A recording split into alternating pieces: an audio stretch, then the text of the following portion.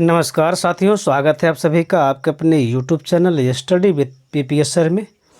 साथियों, आप लोगों के लिए मैंने चुन चुन करके अच्छे प्रश्न लाए हैं। उम्मीद करता हूं आप लोगों को पसंद आएंगे। आइए शुरुआत करते हैं। हमारा प्रश्न अगला है, भारतीय संसद की कार्यवाही में शून्यकाल का अर्थ है सत्र का प्रथम घंटा, जब विशेषाधिकार प्रस्ताव स्वीकृत होता है, प्रश्नकाल के पूर्व का काल, प्रश्नकाल के अंत और कार्यसूची में लिखे दूसरे विषयों के बीच का मध्यांतर। इसका उत्तर डी होगा, प्रश्नकाल के अंत और कार्यसूची में लिखे दूसरे विषयों के बीच का मध्यांतर।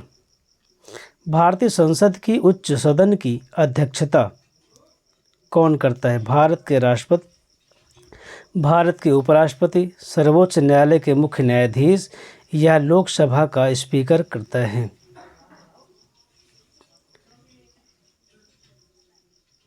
इसका उत्तर बी होगा, भारत के उपराष्ट्रपति। कौन से संवैधानिक संशोधन के अंतर्गत भारत में पंचायती राज को संवैधानिक आधार प्रदान किया गया? 42वां, 52वां, 67वां या 73वां?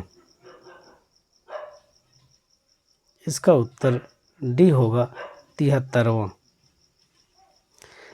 भारतीय और अमेरिकी संघवाद में जिस एक बिंदु पर समानता पाई जाती है वह है अवशिष्ट शक्तियों का केंद्र के पास होना, अवशिष्ट शक्तियों का राज्यों के पास होना, कुछ मामलों में समवर्ती क्षेत्रों का प्रावधान है। केंद्र और राज्यों के बीच विवाद में सर्वोच्च न्यायालय विवाद निपटाता है। इसका उत्तर डी होगा, केंद्र और राज्यों के बीच विवाद में सर्वोच्च न्यायालय विवाद निपटाता है। अमेरिकी संघ व्यवस्था में किसी राज्य के अंतर्गत एक नए राज्य का निर्माण किया जा सकता है? कांग्रेस के दोनों सदनों के द्वारा, सीनेट के द्वारा, संबंधित राज्य की सहमति से कांग्रेस के द्वारा? इसका उत्तर सी होगा, इसका उत्तर सी होगा, संबंधित राज्य की सहमति से कांग्रेस के द्वारा। आइए अगला प्रश्न देखते हैं। फिलिबस्टरिंग का प्रयोग किया जाता है ऑस्ट्रेलिया में, अमेरिका में, जापान में, फ्रांस में? इसका उत्तर बी होगा, अमेरिका में। आइए साथियों, हम अधिकार देखते हैं। अधिकारों के ऐतिहासिक सिद्धांत की मूल विशेषता अधिकार परंपराओं की देन है। बर्क ऐतिहासिक अधिकारों का समर्थक था। अधिकार विवेक पर आधारित वह मांग है जिसे समाज मान्यता देता है तथा राज्य द्वारा लागू किया जाता है। बोसांके ग्रीन कल्याणकारी राज्य की अवधारणा प्रस्तुत किया था।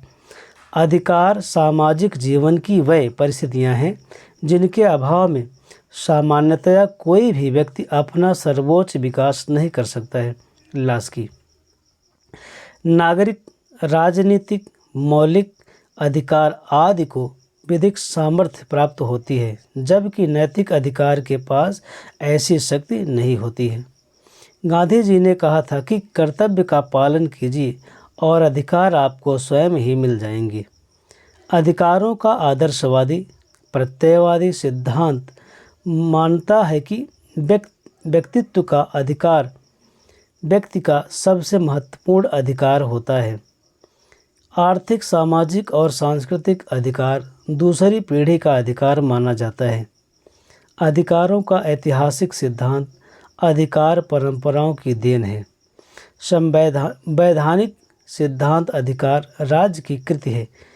प्राकृतिक सिद्धांत अधिकार पूर्व, सामाजिक पूर्व, नागरिक होता है, जो राज्य द्वारा सृजित नहीं बल्कि प्रकृति प्रदत्त होता है। हमारी सामाजिक व्यवस्था का न्याय मुख्यतः इस बात पर आधारित है कि समाज में मूलभूत अधिकार तथा कर्तव्य कैसे हैं तथा समाज के विभिन्न क्षेत्रों में आर्थिक अवसर और सामाजिक परिस्थितियां कैसी हैं। John Rawls. अधिकार इसलिए लागू किए जाते हैं क्योंकि वह अधिकार हैं। वह अधिकार इसलिए भी नहीं है कि उसे लागू किया गया है। अधिकारों का प्राकृतिक नैसर्गिक सिद्धांत। अधिकारों का महत्व केवल कर्तव्यों के संसार में ही होता है। वाइल्ड। जिन्हें हम अधिकार कहते हैं वे वास्तव में कानून की रचनाएं हैं। बेंथम। आइए अधिकार का शेष भाग देखते हैं। वास्तविक कानून उसका आदेश है जिसे दूसरों को आदेश देने का अधिकार प्राप्त होता है। हॉब्स। व्यक्ति का वह अधिकार जो उसे सहज ही प्राप्त होते हैं, जिससे उसे वंचित नहीं किया जा सकता है और न ही उसे स्थानांतरित किया जा सकता है, प्राकृतिक नैसर्गिक अधिकार कहलाता है। वैधानिक अधिकारों के पीछे कानूनी शक्ति होती है। हॉब्स, बेंथम, ऑस्टिन आदि कानूनी अधिकारों के समर्थक हैं। कानूनी अधिकार राज्य द्वारा निर्मित होते हैं। सर्वाधिक प्राचीन अधिकारों का सिद्धांत प्राकृतिक अधिकारों का सिद्धांत है। शक्ति और प्राधिकार में निर्भेदक तत्व वैधता का है। शक्ति की वैधानिक मान्यता सत्ता कहलाता है। प्राकृतिक अधिकारों के सिद्धांत को कुछ उदारवादियों द्वारा समर्थन भी किया गया है।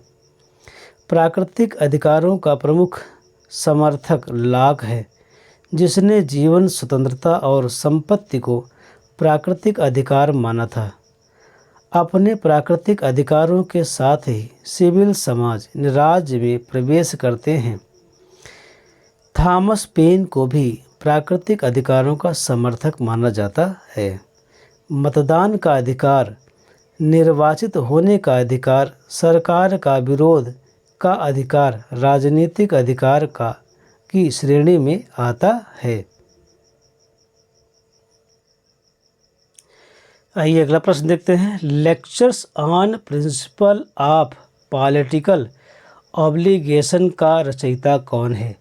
G.D.H. Cole, Hegel, T.H. Green, Rousseau. इसका उत्तर सी होगा T.H. ग्रीन। निम्नलिखित में से कौन सा शब्द भारतीय संविधान की प्रस्तावना में प्रयुक्त नहीं हुआ है? उदारवादी, धर्मनिरपेक्ष या पंथनिरपेक्ष, सार्वभौम, लोकतांत्रिक। इसका उत्तर ए होगा उदारवादी।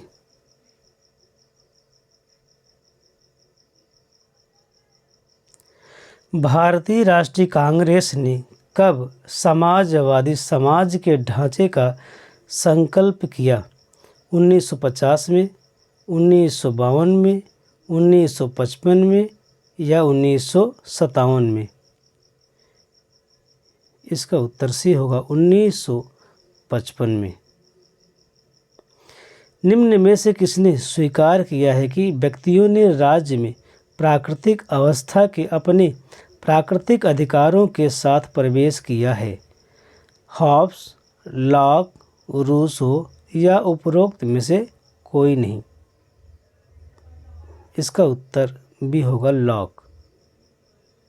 भारतीय संविधान का निम्न में से कौन सा अनुच्छेद यह प्रावधान करता है कि 14 वर्ष से कम आयु का बच्चा काम में नहीं लगाया जाएगा? अनुच्छेद 23, अनुच्छेद 24, अनुच्छेद 26 या अनुच्छेद 28?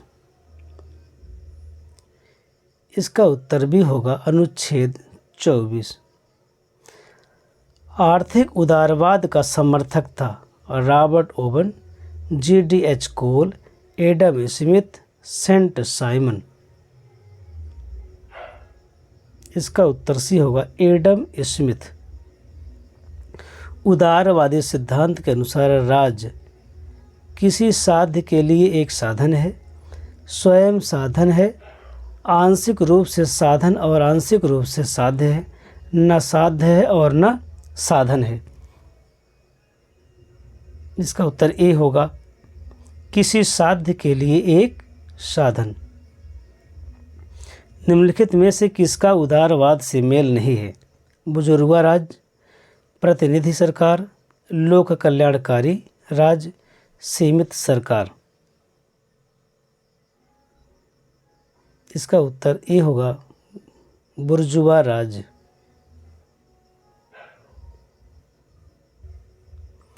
भारतीय संविधान की 7वीं अनुसूची में निम्नलिखित में से कौन संबंधित है? भाषाओं की सूची, प्रांतीय संघीय तथा उभयनिष्ठ सूची के विषय, शपथ एवं स्वीकृति की सूची, राष्ट्रपति एवं उपराष्ट्रपति के दायित्व। इसका उत्तर बी होगा, प्रांतीय संघीय तथा उभयनिष्ठ सूची के विषय। प्लेटो की रिपब्लिक में प्रतिपादित न्याय के सिद्धांत के अनुसार न्याय का अर्थ है सच बोलना और अपने ऋणों की अदायगी करना, अपने निर्धारित कार्य क्षेत्र में अपने कर्तव्यों का निर्वाह करना, आत्मचेतना के निर्देशों के अनुसार जीवन निर्वाह करना, या प्रत्येक को उसका देय होना। इसका उत्तर बी होगा, अपने निर्धारित कार्य क्षेत्र में अपने कर्तव्यों का निर्वाह करना। निम्न में से कौन जनमत के निर्माण का साधन नहीं है? न्यायपालिका, सोशल मीडिया, नुक्कड़ नाटक एंड सिनेमा। इसका उत्तर ए होगा, न्यायपालिका। सकारात्मक उदारवाद निकटस्थ है लोकतांत्रिक समाजवाद के, राष्ट्रीय समाजवाद के, श्रेणी समाजवाद के, या संशोधनवादी समाजवाद के। इसका उत्तर ए होगा, लोकतांत्रिक समाजवाद के। बस मित्रों, आज के लिए इतना ही काफ़ी। उम्मीद करते हैं आप लोगों को यह पसंद आए होंगे हमारे वीडियो के जितने भी प्रश्न हैं। उम्मीद करता हूँ आप लोग इस वीडियो को अधिक से अधिक शेयर करेंगे, लाइक व सब्सक्राइब जरूर करेंगे। जय हिंद, जय भारत।